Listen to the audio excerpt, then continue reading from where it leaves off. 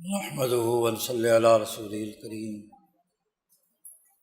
اما بعد فاعوذ بالله من الشيطان الرجيم بسم الله الرحمن الرحيم قال الله تبارك وتعالى انا ارسلناك شاهدا ومبشرا ونذيرا وداعيا الى الله باذنه وسراجا منيرا وقال النبي صلى الله عليه وسلم كانت بنو اسرائیل تسوسهم الانبیاء كلما هلك نبي خلفه نبي وانه لا نبي بعدي سيكون خلفاء فيكثرون صدق الله مولانا العظيم وصدق رسوله النبي الكريم۔ سب سے پہلے تو میں شکریہ ادا کروں گا اس یونیورسٹی کے منتظمین کا کہ آپ سے گفتگو کرنے اور مخاطب ہونے کا موقع مل رہا ہے۔ یقیناً یونیورسٹیاں علم کا گہوارہ ہوتی ہیں اور نئے پیدا ہونے والے ایشوز پر یونیورسٹیوں میں ہی مباحثے اور مکالمے ہوتے ہیں۔ علم مباحثے اور مکالمے سے ہی فروغ پاتا ہے، نئی جہتیں سامنے آتی ہیں اور سوسائٹی میں پڑھے لکھے لوگوں ہی کی آراء معاشرے کے اندر سماجی بدن پیدا کرتی ہیں، اجتماعیت پیدا کرتی ہیں، سماجی ترقی، سیاسی ترقی اور معاشی ترقی کی راہیں اسی سے ہموار ہوتی ہیں۔ یقیناً یہ ایک اہم سلگتا ہوا موضوع ہے سوشل میڈیا، اور اس حوالے سے نہ صرف والدین بلکہ اساتذہ، بلکہ ریاست، بلکہ عالمی قوتیں انتہائی پریشان ہیں کہ ایک نئی ایسی ٹیکنالوجی ہمارے سامنے آ گئی کہ جس کی کوئی حد اور کوئی حدود نہیں ہے۔ پوری دنیا ایک ایسی سماجی اجتماعیت میں بند گئی ہے کہ نہ چاہتے ہوئے بھی شوہر اور بیوی الگ الگ بیٹھے دیکھ رہے ہیں، نہ چاہتے ہوئے بھی اولاد اور ماں باپ اس کے اندر ملوث ہیں، نہ چاہتے ہوئے بھی ریاستیں اس کو اپنی سوسائٹی میں رائج کرنے پر مجبور ہیں، اور تو اور اس پورے ذریعے کو آج تعلیم و تربیت کے بہت سے امور کے لیے استعمال کیا جا رہا ہے۔ تو ہمیں پہلی بات تو یہ ہے کہ اس کو فتنہ قرار دینے سے پہلے، دجالیت کا فتویٰ دینے سے پہلے، اس نئی ٹیکنالوجی کے حقائق پر، اس کے بنیادی تصورات پر علمی طور پر غور و فکر کرنے کی ضرورت ہے۔ اور آج کا موضوع کا تعلق چونکہ آقائے کائنات اور کل انسانیت کے پیغمبر رحمۃ للعالمین حضرت محمد مصطفیٰ صلی اللہ علیہ وسلم کی سیرت مقدسہ سے جڑا ہوا ہے، اس لیے محض واقعات چند بیان کر کے آپ صلی اللہ علیہ وسلم کی سیرت کی بنیاد پر کچھ نتائج نکالنا میری رائے میں یہ مناسب بات نہیں ہے۔ نبی اکرم صلی اللہ علیہ وسلم کی تعلیمات ایک اسوہ حسنہ ہے۔ آپ پوری انسانیت کے تمام انسانوں کے لیے شاہد، مبشر، منذر، داعی الی اللہ بن کر آئے ہیں، جیسا کہ اس آیت مبارکہ میں جو ابھی خطبے میں تلاوت کی ہے، اللہ پاک نے خود فرمایا ہے کہ انا ارسلناک شاہدا ومبشرا ونذیرا وداعیا الی اللہ باذنہ وسراجا منیرا، ایک روشن چراغ جو کل انسانیت کے لیے رہنمائی کا باعث ہے۔ جب آپ صلی اللہ علیہ وسلم کل انسانیت کے رہنما ہیں اور دنیا کی 7-8 ارب کی آبادی ایک ایسے نئی ٹیکنالوجی کے اندر مبتلا ہے، اس کو محض فتنہ قرار دے دینا، محض دجالیت کا فتویٰ لگا دینا جو ہمارے بعض حلقوں کی طرف سے کہا جا رہا ہے، تو یہ بات درست نہیں ہے۔ انسانیت بحیثیت مجموعی اپنی فطرت میں فطرت اسلام پر پیدا ہوئی ہے، فطرت انسانیت پر پیدا ہوئی ہے۔ نئی ٹیکنالوجی جب بھی آتی ہے تو ہمارے سامنے تاریخ موجود ہے کہ ہم نے اس سے پہلے فتنہ ہی قرار دیا ہے، اور جب وقت گزرتا ہے تو پھر ہم اس کی بہت ساری چیزوں کو خود ہی اپنا رہے ہوتے ہیں۔ لاؤڈ سپیکر کی ایجاد میں ہم نے کیا کیا؟ ریڈیو جب ایجاد ہوا تو برطانیہ کے معاشرے نے اسے شیطان قرار دیا، ٹی وی ایجاد ہوا تو اس کو کفر قرار دیا، اور آج ٹی وی کے بغیر، ریڈیو کے بغیر، لاؤڈ سپیکر کے بغیر نہ کوئی مذہبی رہتا ہے نہ کوئی غیر مذہبی۔ تو ٹیکنالوجی بنیادی طور پر نہ اچھی ہوتی ہے نہ بری ہوتی ہے، بلکہ اچھی ہی ہوتی ہے، کیونکہ یہ بات مسلمہ حقائق میں سے ہے کہ اللہ تبارک و تعالیٰ جو نئی چیز بھی پیدا کرتے ہیں اس میں خیر ہوتی ہے، شر اس میں نسبتی ہوتا ہے۔ اس نسبتی شر کو پہچاننا اور اس سے بچنا، اور جو اس کے اندر فطری خیر ہے اس کو استعمال میں لانا۔ ہم جب سوشل میڈیا کا لفظ استعمال کرتے ہیں تو اس کا مطلب یہ ہے کہ میڈیا کا ایک ایسا ورژن ہمارے سامنے آیا ہے جس میں پوری دنیا کا تمام سماج ایک دوسرے کے ساتھ جڑا ہوا ہے۔ تو سماج کی کیا حقیقت ہے اور میڈیا کی کیا حقیقت ہے، یہ سمجھے بغیر ہم اس پر گفتگو نہیں کر سکتے۔ دوسری بات یہ کہ اس موضوع میں دو باتیں اور کہی گئی ہیں۔ ایک تو یہ کہ ریاست کی کیا ذمہ داریاں ہیں، اور یہ کہ رسول اللہ صلی اللہ علیہ وسلم کی سیرت ہمیں کیا رہنمائی دیتی ہے۔ تو اس موضوع کے بنیادی طور پر تین بنیادی اجزاء ہیں: سیرت نبوی صلی اللہ علیہ وسلم، ریاست کی تشکیل اور اس کی ذمہ داریاں کہ خود ریاست کیا ہے، اور تیسری اہم بات سوشل میڈیا، اس کی حقیقی نوعیت کیا ہے۔ مختصر وقت میں مختصراً ان تینوں دائروں پر گفتگو کروں گا۔ پہلی بات تو یہ ہے کہ حضرت محمد مصطفیٰ صلی اللہ علیہ وسلم 570 عیسوی اپریل میں پیدا ہوئے، اور 610 عیسوی میں آپ صلی اللہ علیہ وسلم پر پہلی وحی اقرأ بسم ربک الذی خلق نازل ہوئی، اور 632 عیسوی میں آپ صلی اللہ علیہ وسلم پر حجۃ الوداع کے موقع پر آخری آیت الیوم اکملت لکم دینکم واتممت علیکم نعمتی ورضیت لکم الاسلام دینا نازل ہوئی۔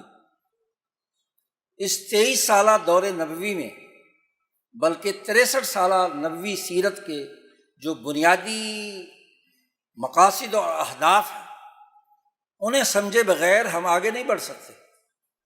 سب سے پہلی بات تو یہ ہے کہ رسول اللہ صلی اللہ علیہ وسلم جب دنیا میں تشریف لاتے ہیں اور پہلی وحی نازل ہوتی ہے تو ابو جہل کا، عتبہ و شیبہ کا جہالت، انسان دشمنی، ظلم، ناانصافی، بد امنی، معاشی تباہی بربادی کا ریاستی نظام قائم تھا ریاست مکہ میں۔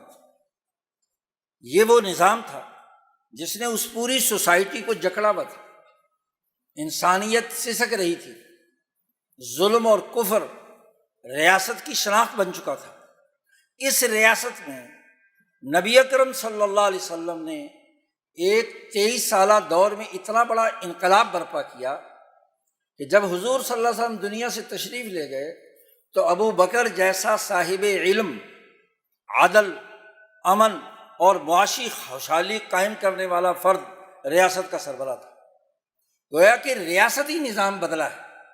آپ کی سیرت کا پہلا بنیادی تقاضا ریاستی ڈھانچے کو درست کرنا ہے۔ امام شاہ ولی اللہ فرماتے ہیں کہ آپ پر جب پہلی وحی نازل ہوئی تو 13 سالہ مکہ مکرمہ کے دور میں آپ صلی اللہ علیہ وسلم نے یہ جدوجہد اور کوشش کی کہ ابو جہل کی سربراہی میں جو ریاستی نظام ہے اس کے اندر ایسی تبدیلی پیدا کی جائے، ایک جماعت بنائی جائے، ایک سسٹم بنانے والی منظم قوت وجود میں لائی جائے جو مستحکم ریاست بنائے۔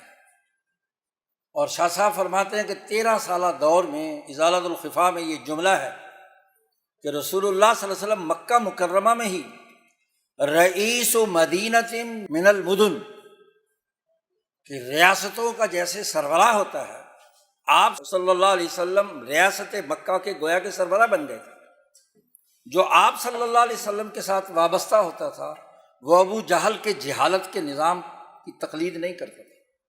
ایک جماعت ایسی تیار کر دی، ایک ایسی آواز اس ریاست میں پیدا کر دی کہ ظلم و ستم کی اس ریاست کے اندر ہلچل پیدا ہوئی۔ آپ ایک رئیس بن گئے، سربراہ بن گئے۔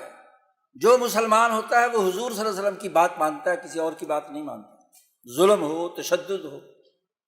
اور اسی طریقے سے جب مدینہ کی ریاست آپ صلی اللہ علیہ وسلم نے بنائی، میثاق مدینہ کیا، بلا تفریق، رنگ، نسل، مذہب، تمام انسانوں کے لیے ایک عدل و انصاف کا نظام بنایا، تو شاہ صاحب فرماتے ہیں کہ صلح حدیبیہ کے بعد غزوہ خیبر کے موقع پر آپ سلطان ناحیت العرب، کہ آپ پورے عرب کے حجاز کے علاقے کے گویا کے سلطان بن گئے، حکمران بن گئے۔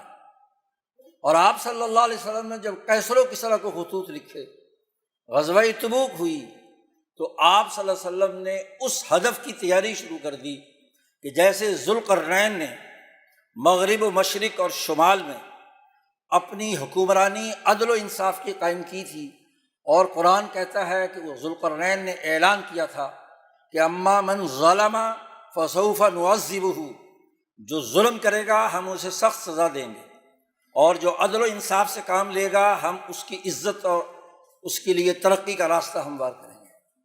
تو یہ فریضہ رسول اللہ صلی اللہ علیہ وسلم نے شروع کیا، اور خلفائے راشدین نے اپنے 30-40 سالہ دور میں دنیا میں اسے عملاً حکمرانی قائم کی خلفائے راشدین نے۔ تو ریاست بنیادی طور پر ذمہ دار ہے، آپ صلی اللہ علیہ وسلم کی سیرت کا تقاضا ریاست سازی ہے۔ آج ہم حضور صلی اللہ علیہ وسلم کی انفرادی باتیں اور واقعات پر بہت گفتگو کرتے ہیں۔ دنیا میں قوانین اور ضابطے اور سسٹم جزوی واقعات کی بنیاد پر نہیں بنتے۔ ہمیں تجزیہ کرنا ہے کہ رسول اللہ صلی اللہ علیہ وسلم نے جو ریاست بنائی اس کے بنیادی اساسی امور کیا تھے۔ قرآن کا مطالعہ کیا جائے، آپ صلی اللہ علیہ وسلم کی سیرت کا مطالعہ کیا جائے، تو کسی بھی ریاست کی تشکیل کے اندر 3 چیزیں لازمی ہوتی ہیں۔ وہ ویلیوز، اخلاقیات، رویے، بیانیے، جس کی اساس پر اس سوسائٹی کا قانونی، آئینی اور عملی، سیاسی اور معاشی نظام قائم ہوتا ہے۔ تو ویلیوز کیا ہے؟ سوسائٹی کی ترقی کے لیے نبی اکرم صلی اللہ علیہ وسلم کی سیرت نے کون سی سماجی اخلاقیات بیان کی ہیں ریاست کی تشکیل کے لیے؟ آج برطانیہ جیسا ملک کسی تحریری آئین کا محتاج نہیں ہے، وہاں ویلیوز ہی ہیں جو برطانوی نیشنلزم نے انسانیت کے لیے متعین کی ہیں، اور ان ویلیوز کی اساس پر سماجی معاشرہ برطانیہ کا قائم ہے، کوئی تحریری آئین نہیں ہے۔ تو بنیادی اقدار کیا ہیں؟ تو رسول اللہ صلی اللہ علیہ وسلم نے 4 اقدار متعین کی ہیں۔ قرآن بحیثیت مجموعی ان کی گفتگو کرتا ہے، اور نبی اکرم صلی اللہ علیہ وسلم نے ان اقدار کو عملاً سوسائٹی میں رائج کیا۔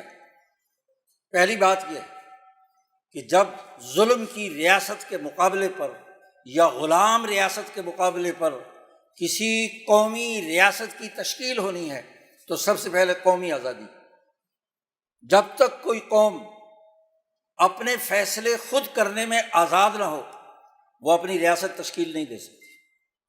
اس کو کوئی باہر سے ڈکٹیشن دے، کوئی اور قوم، کوئی اور ریاست، کوئی اور فرد، اس کی تعلیم غلام ہو، اس کی سیاست غلام ہو، اس کی معیشت غلام ہو، اس کے سماجی رویے اور اخلاقیات غلام ہوں تو وہ کبھی اپنی ریاست تشکیل نہیں دے سکتے۔ مکہ کی ریاست میں قیصر کی مداخلت بھی تھی اور کسریٰ کی مداخلت بھی تھی، اور ظلم کی قومی ریاست بھی قریشیوں کی موجود تھی۔ قصی بن کلاب کے زمانے سے 12 منسٹر تھے اس ریاست کے، ابو جہل کے ساتھ دارالندوہ میں بیٹھتے تھے۔ وہ ریاست، اس ریاست کے خلاف قومی ریاست کی خصوصیت قریشیوں کو بیان کی کہ غیر ملکی مداخلت آپ کی ریاست میں نہیں ہونی چاہیے۔ آپ کو پتہ ہونا چاہیے کہ 360 بت جو خانہ کعبہ میں رکھے گئے وہ قریشی نیشنلزم سے متعلق نہیں تھے، وہ اسماعیل علیہ السلام کی تعلیمات کے مطابق نہیں تھے، وہ کسریٰ ایران سے عمرو بن لحا 300 سال پہلے لا کر اس نے بتوں سے خانہ کعبہ سجا دیا تھا۔ غیر ملکی اثر، دوسرے ملک کی مداخلت تھی، دوسرے ملک کی تعلیمات یہاں پر غالب تھی۔ تو آپ صلی اللہ علیہ وسلم نے اس بت پرستی کا خاتمہ کر کے جو نیشنلزم اسماعیل کے زمانے میں قریشیوں کی اصل شناخت تھی، ملت ابیکم ابراہیم، تمہارے آباء و اجداد کی جو ملت ہے تمہیں اس کے پیچھے چلنا ہے، تو سب سے پہلے آزادی دی۔ موسیٰ علیہ السلام نے بنی اسرائیل کو فرعون سے نجات دلانے کے لیے سب سے پہلے آزادی کی بات کی۔ سورۃ طٰہٰ میں، قصص میں جہاں موسوی واقعہ ہے تو وہاں موسیٰ علیہ السلام کو اللہ نے یہی کہا کہ جاؤ جا کر ان سے نرمی سے بات کرنا، اور بات کیا کرنا کہ ان ارسل معنا بنی اسرائیل، کلمے کی دعوت نہیں ہے، کلمہ بعد کی بات ہے، ظالم کلمہ بھی پڑھ لے تو اس کا کلمے کا بھی اعتبار نہیں ہے جب تک وہ ظلم نہیں چھوڑتا۔ تو بنی اسرائیل کی آزادی کی بات ہے۔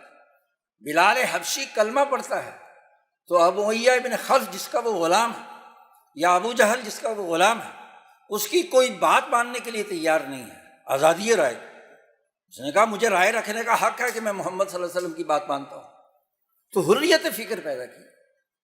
تو ریاست کی تشکیل میں سب سے پہلے آزادی اور حریت، اور جب قوم کے تمام افراد آزاد ہو جائیں غیر ملکی مداخلت یا شرک اور کفر سے، غیر اللہ سے آزاد ہو جائیں اور اللہ کی وحدانیت کے قائل بن جائیں، تو اب ان کا عملی سسٹم کیسے چلے گا؟ سماج بنتا ہے انسانی سماجی معاہدات سے۔ میاں بیوی کا معاہدہ نکاح ہے، بائع مشتری کا معاہدہ بیع ہے۔ ریاست کے ابتدائی دائرے میں آپ کا قبیلے کا نظام ہے، آپ کا بستی کا نظام ہے، آپ کا علاقے کا نظام ہے، آپ کا پوری سوسائٹی کی سیاسی اور اجتماعی سسٹم بین الاقوامی سماج ہے۔ تو سماجی معاہدات سے عبارت ہوتا ہے۔ تو یہ سماجی معاہدات کے دونوں فریق، ان میں اگر عدل ہے تو ٹھیک، عدل نہیں ہے، ظلم ہے، تو ایسا سماج قابل تقلید نہیں ہے۔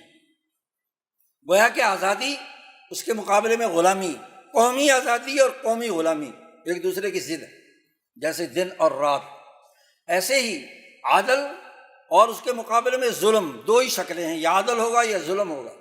تو ریاست کی تشکیل کا جو بنیادی قدر نبی اکرم صلی اللہ علیہ وسلم نے فرمائی، اور قرآن حکیم جسے بیان کرتا ہے، کوئی 100 کے قریب آیات ہیں۔ اسی لیے ہمارا خطیب ہر جمعے میں آخری آیت پڑھتا ہے، ان اللہ یأمر بالعدل والاحسان وایتاء ذی القربى وینہی عن الفحشاء والمنکر۔ عمر بن عبدالعزیز نے یہ آیت گورنروں پر لازم قرار دی کہ وہ خطبے میں تمام مسلمانوں کو یہ باور کرائیں کہ وہ عدل قائم کریں۔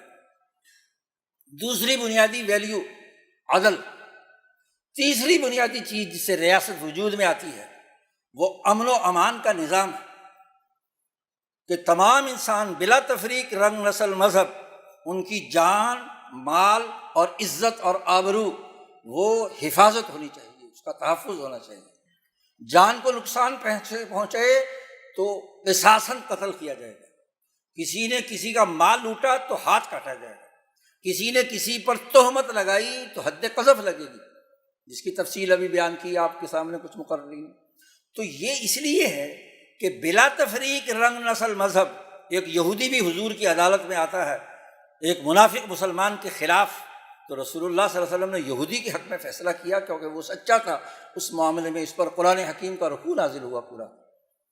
تو یہ امن، ریاست کی بڑی ذمہ داری امن و امان کا سیاسی نظام بنانا، ہم اپنے جیسے انسانوں کے اپنے اوپر حکومت اس لیے تسلیم کرتے ہیں ورنہ ان میں کوئی خاص خوبی تو نہیں ہے۔ ہماری طرح کی 2 ٹانگیں، 2 ہاتھ، 2 آنکھ، 2 کان، کیوں وہ ہمارا حکمران ہے؟ اس لیے ہے کہ انارکی نہ پھیلے اور ایک ایسی اتھارٹی اجتماع کے رائے سے، جمہور کی رائے سے وجود میں آئے کہ جو ہمارے جان مال عزت آبرو کے تحفظ کے لیے کردار ادا کرے، ریاستی نظم و نسق قائم کرے۔ اتھارٹی اس لیے دی گئی ہے، کوئی اس کے اوپر ظلم اور زیادتی کرنے کے لیے کوئی سیاسی حکومت مسلط نہیں کی جاتی۔ نبی اکرم صلی اللہ علیہ وسلم نے فرمایا کہ وہ عرش کے سائے کے نیچے قیامت کے دن جو آج 7 آدمی اللہ کے سائے کے نیچے ہوں گے، اس میں سب سے پہلے بخاری کی روایت ہے الامام العادل، عدل و انصاف کرنے والا حکمران۔ اور ظالم حکومت کے بارے میں کہا ہے کہ جو امام ظالم ہے، ظلم و جبر کرتا ہے، وہاں سب سے اچھی حق بات بیان کرنا یہ سب سے بڑا اچھا کلمہ ہے۔ تو آپ دیکھیے کہ عدل و انصاف اور امن و امان حکومتوں، سیاسی حکومتوں کا بنیادی مقصد، پورے انتظامی ڈھانچے، مقننہ، عدلیہ، انتظامیہ، یہ ادارے اس لیے بنائے جاتے ہیں کہ وہ لوگوں کی جان مال عزت آبرو کے تحفظ کے لیے کردار ادا کریں۔ چوتھی چیز، معاشی خوشحالی۔ اس سوسائٹی کے بسنے والے تمام انسانوں کو ایسا اطمینان بخش معاشی رزق فراہم ہونا چاہیے، عزت نفس سے اور وافر ہونا چاہیے کہ وہ مطمئن زندگی بسر کریں۔ قرآن نے کہا ضرب اللہ مثلا قریۃ کانت آمنۃ مطمئنۃ یأتیہا رزقہا رغدا من کل مکان۔ ایک مثالی سوسائٹی وہ ہے جس کے اندر امن و امان ہے، اور امن و امان بغیر سیاست اور حکومت کے نہیں ہو سکتا۔ اور مطمئنۃ یأتیہا رزقہا رغدا من کل مکان، ایسا مطمئن معاشی نظام کہ ہر جہت سے ان کو وافر رزق ملے کھانے پینے کا۔ یہ روحانی اطمینان کی بات نہیں ہے، معاشی اطمینان کی بات ہے، کیونکہ اس کی ضد پھر اسی آیت میں بیان کی ہے کہ زوال پذیر سوسائٹی وہ ہوتی ہے جس میں لباس الجوع والخوف، ان کے اوپر خوف کا لباس تنا ہوا، امن کی جگہ پر خوف، ان کے اوپر معاشی خوشحالی کی بجائے معاشی بھوک مسلط ہو، وہ زوال پذیر معاشرہ ہے۔ فکفرت بانعم اللہ فاذاقها اللہ لباس الجوع والخوف بما كانوا یصنعون۔ تو ریاست کی تشکیل کی 4 بنیادی اساسی اصول ہیں۔ قومی آزادی، قومی غلامی کے مقابلے میں قوم غلام نہ ہو، عدل، ظلم نہ ہو، امن، خوف نہ ہو، معاشی خوشحالی اور اطمینان، اور وہاں بھوک اور افلاس ڈیرے نہ رہے۔ یہ ریاست قائم کی ہے رسول اللہ صلی اللہ علیہ وسلم نے مدینہ منورہ میں 10 سال آپ اس کے حکمران رہے ہیں، سلطان ناحیت العرب رہے ہیں، رئیس مدینہ من المدن رہے ہیں۔ یہ ریاستی تشکیل ہے۔ اب ریاست کی ذمہ داری ہے کہ اس کی اساس پر سوسائٹی کی تمام چیزوں کو ریگولیٹ کرے ان 4 اصولوں کی روشنی میں۔ کوئی بھی چیز آزادی، قومی آزادی کے خلاف ہے، کسی دوسرے ملک کی مداخلت ہو رہی ہے کسی بھی ذریعے سے، اسی طریقے سے بد امنی پھیلا رہی ہے، کسی بھی سوسائٹی کے اندر معاشی بے اطمینانی حقیقت میں ہے یا اس پر آواز بلند کرنے پر خرابی پیدا ہوتی ہے، تو پھر ریاست اس چیز کی ذمہ دار بنتی ہے۔ بد امنی ہے، معاشی بدحالی ہے۔ اب آپ دیکھیے کہ رسول اللہ صلی اللہ علیہ وسلم کی سیرت کی روشنی میں یہ ریاست بنی، اور خلفائے راشدین اور خلفائے اسلام کے زمانے میں دنیا میں عمومی طور پر بلا تفریق رنگ، نسل، مذہب، عدل، امن، معاشی خوشحالی کی سوسائٹی بین الاقوامی سطح پر قائم رہی۔ جنگ عظیم اول میں مسلم دور ختم ہو گیا، معاہدہ سیورے کرنے کے بعد خلیفہ عثمانی سرنڈر ہو گیا اپنے تمام علاقوں سے، غلامی کا ایک نیا دور شروع ہوتا ہے، اور 1920 میں لیگ آف نیشنز بننے کے بعد دنیا میں ریاستیں نیشنلزم پر بننے لگیں۔ ریاستوں کی تشکیل فرانس اور برطانیہ نے سائیکوٹ پائیکوٹ معاہدے کے تحت کی، اور بندرباٹ پوری دنیا میں کی ہے۔ ریاستیں وجود میں لائی گئی، اور پھر ان ریاستوں کے درمیان دوسری جنگ ہوتی ہے، اور دوسری جنگ کے اختتام پر اقوام متحدہ وجود میں آتی ہے۔ دنیا کی 5 طاقتیں ویٹو پاور بنتی ہیں، اور باقی چھوٹی چھوٹی ریاستیں اسی نیشنلزم کے اصول پر دنیا بھر میں وجود میں آئی ہیں۔ پاکستان نیشنلزم کی بنیاد پر ایک نیشنل ریاست ہے۔ ہمیں پہلی حقیقت یہ تسلیم کرنی ہے کہ یہ پاکستانی خطہ جو ایک الگ ملک بنا، عالمی قوتوں کے نیشنلزم کی اساس پر ایک نیشنل ریاست ہے، قومی ریاست ہے۔ اب اس قومی ریاستوں کے زمانے میں ہمیں سیرت نبوی سے کیا رہنمائی لینی ہے، یہ وہ سوال ہے جو ہماری یونیورسٹیوں میں زیر بحث آنا چاہیے۔ افسوس کی بات ہے کہ ہم اس پر کوئی گفتگو نہیں کرتے کہ اس نیشنلزم کے دور میں جہاں دنیا کی ریاستیں ایک بین الاقوامی نظام کے اندر جکڑی ہوئی ہیں، اس بین الاقوامی سسٹم کا حصہ ہیں، وہ اپنی آزاد مرضی سے کوئی کام نہیں کر سکتی، تو nationalism, nation, Pakistani nation, Sindhu دریا سے وابستہ جو جھیل مانسرور سے نکلتا ہے اور کراچی میں جا کر سمندر میں ٹھٹھا میں پڑ جاتا ہے، اور جس میں پنجاب کے تمام دریا، دریائے کابل، دریائے بلوچستان، دریائے گومل، تمام اس خطے کے دریا اس کے اندر داخل ہوتے ہیں۔ یہ جو نیشن ہے شمال مغربی ہند، جس میں ہم نے پاکستان بنایا، یہ ہماری ریاست ہے، قومی ریاست ہے۔ تو کیا اس قومی ریاست اور نیشنلزم میں رسول اللہ صلی اللہ علیہ وسلم کی سیرت کی اساس پر ہمیں نیشنلزم کی اساس پر کوئی ترقی کا راستہ ملتا ہے؟ یہ اہم سوال ہے۔ آپ دیکھیے کہ یہ بر عظیم پاک و ہند کا وہ خطہ ہے کہ حضرت عثمان رضی اللہ تعالیٰ عنہ کے زمانے میں کابل فتح ہوا سن 31 ہجری میں، اور اس کے بعد دریائے سندھ سے پار کا علاقہ حضرت عثمان رضی اللہ تعالیٰ عنہ کے بعد خلفائے بنو امیہ کے زمانے میں دائرہ اسلام میں داخل ہوا۔ محمد بن قاسم آئے اور دریائے پورا سندھ ملتان تک کا علاقہ فتح ہوا۔ یعنی یہاں کی قوموں نے، یہاں بسنے والی نیشنز نے اپنی آزاد مرضی سے جو دین قبول کیا وہ دین اسلام ہے۔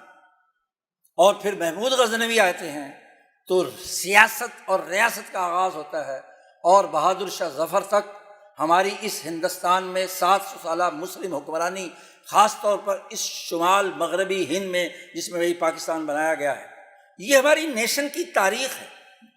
اگر ہم اپنی ریاست کو سیرت نبویہ کے مطابق بنانا چاہتے ہیں تو ہمیں اپنے اس نیشنلزم کو دریافت کرنا ہوگا۔ سب سے پہلی بات تو یہ ہے، کتنے افسوس کی بات ہے کہ ہم امریکہ، یورپ، چین، روس، دنیا بھر کے ملکوں کا نیشنلزم پڑھتے ہیں، پولیٹیکل سائنس پڑھتے ہیں، ان کی اکنامکس پڑھتے ہیں، ان کے مفکرین کو پڑھتے ہیں، لیکن اس 1000 سالہ دور میں محمد بن قاسم سے لے کر بہادر شاہ ظفر تک اس خطے میں جو مسلم اولیاء اللہ جنہوں نے اخلاقیات کی تعلیم بھی دی، جنہوں نے سیاسی حکومتیں بھی قائم کیں، جنہوں نے آئین اور قانون بھی یہاں فقہا نے مرتب اور مدون کیا، یہ تاریخ ہمارے سامنے کیوں نہیں ہے؟ جی، یہاں داتا گنج بخش، خواجہ معین الدین اجمیری، بہاؤالدین زکریہ ملتانی، یہاں مجدد الفسانی، امام شاہ ولی اللہ، شاہ عبداللطیف بھٹائی، بڑے بڑے بزرگان اور اولیاء نے جو اسلامی اخلاقیات اور قدروں کی بنیاد، رواداری کی بنیاد پر کی، آزادی، عدل، امن اور معاشی خوشحالی کے بنیادی اخلاقیات متعارف کرائے بلا تفریق رنگ نسل مذہب۔ آج ایک ہندو خواجہ غریب نواز کے دربار پر کیوں جاتا ہے؟ داتا صاحب کے دربار میں کیوں ایک مسلم غیر مسلم بھی پہنچتا ہے؟ بہاؤالدین زکریہ ملتانی کے دربار پر کیوں پہنچتا ہے؟ بابا فرید کے دربار پہ ہر انسان وحدت انسانیت کی بنیاد پر کیوں جمع ہوتا ہے؟ کہ بلا تفریق رنگ نسل مذہب انسانیت کے لیے بنیادی ویلیوز جو ہماری دھرتی سے وابستہ ہیں، یہ ہمارا نیشنلزم ہے۔ ہم نے کبھی دریائے سندھ کی تاریخ پڑھی؟ ہم نے اس شمال مغربی ہند کے اندر وہ تینوں دائرے جن سے رسول اللہ صلی اللہ علیہ وسلم نے انسانیت کو متعارف کرایا، جو شریعت آپ نے نافذ کی، جو اخلاقیات اور اقدار آپ نے متعین کی، جو سیاست اور ریاست آپ نے قائم کی، اس کا نمونہ 1000 سال تک یہاں اولیاء اللہ، علماء ربانیین اور ہمارے مشائخ اور ہمارے حکمرانوں نے قائم کیا، کیا ہمیں پاکستانیوں کو اس کی خبر ہے؟ اگر برطانیہ کا نیشنلزم برطانوی ہسٹری کے 1000 سالہ دورانیے کی بنیاد پر جو رویے اور اقدار بنے، اس کی اساس پر وہاں کا قانون، وہاں کے سرکولر، وہاں کے تمام آئینی جو ڈھانچے ہیں وہ وجود میں آتے ہیں، وہاں کی پارلیمنٹ، وہاں کی عدلیہ، وہاں کی انتظامیہ، امریکی نیشنلزم پر امریکہ کی ریاست کے تمام وجود، چینی نیشنلزم پر چینی دائرے کے مطابق ان کی ریاستی حقوق، روس اپنے کرملن کے زمانے کی پوری زار کی تاریخ جو ظلم و جبر پر ایک زمانے میں رہی، اور اگر انقلاب آیا تو وہ بنیادی کرملن کی سوچ بدلی نہیں، وہ اس کی اساس پر اپنا ریاستی نظام بنا رہے ہیں۔ فرانس اپنی 1000 سالہ تہذیب کو آج بھی جانتا ہے، اپنی تہذیب اپنے کلچر سے وابستہ ہے۔ تو اس بر عظیم پاک و ہند میں، اور خاص طور پر اس شمال مغربی ہند کی 1000 سالہ تاریخ ہماری نیشن نہیں ہے، ہماری تہذیب نہیں ہے، ہماری ثقافت نہیں ہے، ہماری رواداری نہیں ہے، ہمارا سیاست، معیشت، سماج کا پورا ڈھانچہ نہیں ہے۔ یہ ہماری سوسائٹی سے خارج کر کے اب پنجاب پر قبضہ کیا انگریزوں نے 1849 میں، 1843 میں سندھ پر قبضہ کیا، اور یہ 150 سال کی یا 100 سال کی انگریزوں کی تاریخ تو ہمارے دماغوں میں یونیورسٹیوں، کالجوں، مسجدوں، مدرسوں اور خانقاہوں میں انڈیلی جاتی ہے۔ یہ جو اس سے پہلے کی 1000 سالہ تاریخ ہے، جس نے ہمارے نیشنلزم کو زندہ کیا تھا دین اسلام کی اساس پر، وہ ہمارے سامنے غائب ہے۔ اب سسٹم انگریزوں کا رہے، سسٹم پارلیمنٹ ان کی رہے، بیوروکریسی ان کی رہے، پورا ڈھانچہ ان کا رہے، یورپ کا رہے، اور ہم سیرت کے کچھ واقعات ان کی منشا کے مطابق اس پر فٹ کرنا شروع کر دیں، آیتیں پڑھ پڑھ کر سنائیں اور دجال بنائیں اور فتنے بنائیں۔ جدید دور کی ٹیکنالوجی ہے سوشل میڈیا۔ سوشل میڈیا کا بنیادی کام ہے انسانوں کے درمیان سماجی روابط بحال کرنا، اور سماجی روابط دور دراز کے علاقوں کے ساتھ آپ کا بحال ہونا۔ تو اس کے مفید استعمال کے لیے ریاست خود مختاری کے فیصلے کرے، ریاست عدل پر معاشرے کو بنائے، ریاست بلا تفریق رنگ، نسل، مذہب، امن قائم کرے۔ سیرت نبوی یہ کہتی ہے ریاست تمام انسانوں کو معاشی حقوق کی ادائیگی کا نظام دے۔ تو دیکھنے کی بات یہ ہے کہ پوری سوسائٹی کے بنیادی اساسی امور، ان کی ذمہ داریاں تبھی ہوتی ہیں سیرت مبارکہ کے تناظر میں کہ بنیادی طور پر نوجوان کو مطمئن کیا جائے کہ قومی آزادی ہے، باہر کی طرف سے کوئی مداخلت نہیں ہونی چاہیے، غیر ملکی مداخلت۔ اسی طریقے سے اس سوسائٹی کے اوپر وہاں امن و امان کا نظام ہونا چاہیے۔ ہر 25 کروڑ ہر انسان، عیسائی ہو مسلمان ہو، بلا تفریق نسل مذہب، اس کی جان بھی محفوظ ہو، مال بھی محفوظ ہو، اس کی عزت بھی محفوظ ہو، پھر آپ پابندی لگائیں۔ تو بنیادی بات سوشل میڈیا، اس کی بنیادی اساس 3 چیزوں پر ہوتی ہے، بلکہ کل میڈیا کی۔ پہلا کام انفارمیشن، کہ میڈیا چاہے پرنٹ میڈیا ہو یا سوشل میڈیا، اس کی بنیادی ذمہ داری ہے کہ خبر درست بنیادوں پر نشر ہونی چاہیے۔ جھوٹی خبر، غلط خبر، توہین آمیز خبر، کسی کی عزت سے کھیلنے کا عمل، کھلواڑ نہیں ہونا چاہیے۔ انفارمیشن حقائق کی بنیاد پر ہونی چاہیے، ڈس انفارمیشن نہیں ہونی چاہیے۔ بنیادی اصول ہے، خواہ آپ سوشل میڈیا پر اپلائی کر لو، چاہے پرنٹ میڈیا پر اطلاع کر لو، کسی اور پر اطلاع کر لو۔ اسی طریقے سے سوشل میڈیا بلکہ کل میڈیا کا بنیادی اساسی اصول ہے ایجوکیشن، تعلیم و تربیت دینا۔ ریاست کو اس بنیادوں پر تمام لوگوں کی تعلیم و تربیت کرنی ہے کہ آزادی کیسے برقرار رکھی جائے گی، قومی آزادی، عدل کیسے قائم کیا جائے گا، اس کی تعلیم و تربیت دینا، امن کیسے قائم کیا جائے گا، اس کی جو عملی شکلیں ہیں۔ وہ وعظ سے کام نہیں ہوتا۔ آج ہمیں وعظ کہنے کی عادت ہے، ہمارے حکمران بھی کہتے ہیں کہ جی ہونا چاہیے، ہماری پارلیمنٹ بھی کہتی ہے کہ قرارداد منظور کر لو۔ بھائی عدل قائم ہونا چاہیے، ایسے امن و امان، جان مال عزت آبرو کا تحفظ۔ میڈیا کا بنیادی کام ہے اس کی ایجوکیشن، اس کی تعلیم و تربیت کا اہتمام کرے، معاشی خوشحالی کے بارے میں تربیت دے، سکلز منتقل کرے اس نوجوان میں جو بیکار بیٹھا ہے، جو اس ملک سے بھاگنے کے لیے تیار بیٹھا ہے، اس کو ویزا ملے، ڈگری یہاں لی، ملک نے قرضہ لے کر کروڑ کروڑ روپے ایک بچے کی تعلیم پر خرچ کیا، قرضہ ملک پر چڑھا، اور بچہ امریکہ، برطانیہ اور سعودی عرب کے اندر بیٹھ کر دوسری جگہ پر دھکے کھا رہا ہے، جس کی وہاں نہ عزت ہے نہ احترام ہے، اور آگے چل کر ان کی نسلیں غیر مسلم ہو رہی ہیں۔ کیوں؟ ملک کے اندر ان کو اچھا روزگار دو گے، ان عزت دو گے، ان کے لیے معاشی مہارتیں پیدا کرو گے، سکلز منتقل کرو گے۔ ہاں جی، داخلوں کا بحران کیوں ہے؟ وہ کہتا ہے 4 سال BS کر کے میں جو لاکھوں روپے آپ کو دوں، میں سوشل میڈیا کے ذریعے سے کچھ چیزوں کی سکلز حاصل کر لوں گا اور اس کی بنیاد پر میں ڈالر کما رہا ہوں۔